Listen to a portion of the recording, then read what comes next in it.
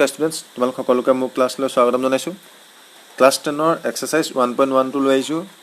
পুনৰ আলোচনা মই কেইটামান ভিডিঅ' তোমালোকক বনাই দিলোঁ আৰু মই ভিডিঅ' বনাই দিম, কিন্তু তোমালোকে 1.1ৰ মোক ৰিকুৱেষ্ট কেইটামান কৰিছিলা যে ইউক্লিডৰ কলন বিধি ব্যৱহাৰ কৰি গসাগু কেনেকৈ উলিয়াব লাগে তোমালোকক শিকাই দিবলৈ তোমালোকে ৰিকুৱেষ্ট কৰিছিলা। বহুতকেইজন ছাত্ৰই মোক কৈছিলে, গতিকে মই সেইকাৰণে লৈ আহিছোঁ। তোমালোকৰ যদি কিবা চব টপিক বুজাব লাগে তেন্তে মোক কমেণ্ট কৰা। যি বুজাব লাগে তোমালোকে কমেণ্টত যি লিখিবা তাকে মই ভিডিঅ' বনাই তোমালোকক বুজাই দিম। এতিয়া চোৱা, আজি শিকিম ইউক্লিডৰ কলন বিধি ব্যৱহাৰ কৰি কেনেকৈ গসাগু উলিয়াব লাগে। গতিকে এইটো তোমালোকে 2021 চনত মেট্ৰিক দিয়া ল'ৰা ছোৱালীখিনিৰ কাৰণেও ইম্পৰ্টেণ্ট হ'ব, আৰু তাৰ উপৰি নতুনকৈ যিসকল 10লৈ পাইছে তেওঁলোকৰ ভিডিঅ'টো চাব পাৰে। গতিকে মই 1.1ৰ গোটেইখিনি মই তোমালোকক কুৱেশ্যন মই ভিডিঅ' বনাই দি দিম। তাৰপিছত প্ৰথমতে ইউক্লিডৰ কলন বিধি ব্যৱহাৰ কৰি কেনেকৈ গসাগু উলিয়াব লাগে। ফাৰ্ষ্ট মই কুৱেশ্যনটো 1 নম্বৰ কুৱেশ্যনটোকে লৈছোঁ, 135 আৰু 225, 135 আৰু 225টোকে লৈছোঁ।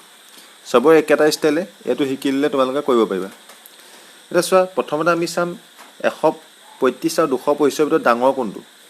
আমি দেখিছোঁ যে 135 আৰু 225ৰ ভিতৰত ডাঙৰ হৈছে কি? ডাঙৰ হৈছে 225টো। গতিকে আমি চিন দি ল'লোঁ যে এইটো প্ৰথমতে ফাৰ্ষ্ট ষ্টেপত আমি লিখিলোঁ যে 225 গ্ৰেটাৰ দেন 135, মানে 135তকৈ ডাঙৰ হ'ল।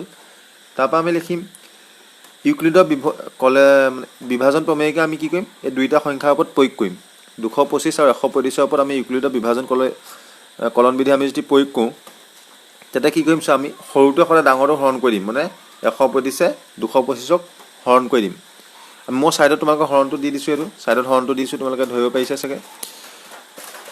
কি কৰিছে চোৱা, আমি 225ক এইটো হৰণটো চাই লোৱা। 225ক যদি 135 হৰণ কৰোঁ এবাৰ যাব আৰু বাকী থাকিব 90 বাকী থাকিব। গতিকে আমি সেইটোকে ইয়াত লিখি দিছোঁ যে 225ক 135 হৰণ কৰিলত এবাৰ হৰণ গৈছে আৰু 90 বাকী থাকিলে। আমাৰ নেক্সট চোৱা, এই বাকী থকা 90টোৱে যিটো ভাগ শেষ আমাৰ বাকী থাকিলে, সেই 90 আকৌ আমি 135ক হৰণ কৰিম। গতিকে 90টো আমি যেতিয়ালৈকে ভাগ শেষ শূন্য নোলায় তেতিয়ালৈকে আমি কৰি গৈ থাকিম। তে এইবাৰ আমি আকৌ 90 135ক যদি হৰণ কৰোঁ, তেন্তে আমি দেখিলোঁ যে 90 135ক কেইবাৰ যাব, এবাৰ যাব, 45 বাকী থাকিব। এইটো হৰণটো মই ছাইডত কৰি দিছোঁ তোমালোকক, এইটো হৰণটো 90 135ক আমি হৰণ কৰিলত এবাৰ গ'ল আৰু 45 বাকী থাকিলে। আকৌ ইয়াৰ নেক্সট ষ্টেপত আমি থাৰ্ড ষ্টেপত কৰিম 90ক হৰণ কৰিম 45, 90ক হৰণ কৰিম। 45 যদি 90ক আমি হৰণ কৰোঁ দুবাৰ যাব, 2 45 90।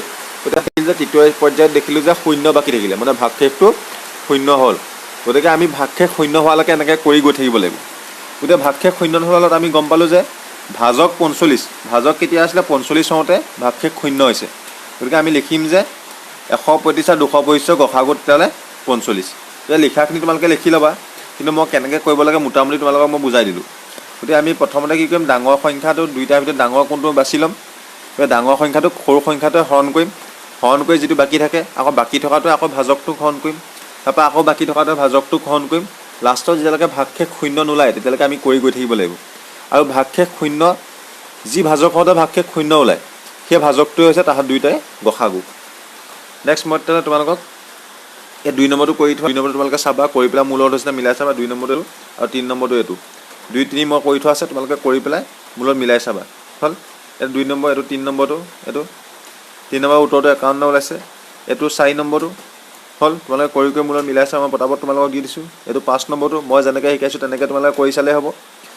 এইটো 6 নম্বৰটো, তাৰপৰা এইটো 7 নম্বৰটো, এইটো 8 নম্বৰটো। হ'ল, মই ছাইডৰ হৰণলৈকে তোমালোকক কৰি দিছোঁ। তো তোমালোকে কৰি মোৰ লগত মিলাই চাবা। বাকী তোমালোকৰ যি ডাউট আছে মোক কমেণ্ট কৰা, মই তোমালোকক ভিডিঅ' বনাই ক্লিয়াৰ কৰি দিম। আৰু হোৱাটছএপ গ্ৰুপটোত জইন হৈ লোৱা।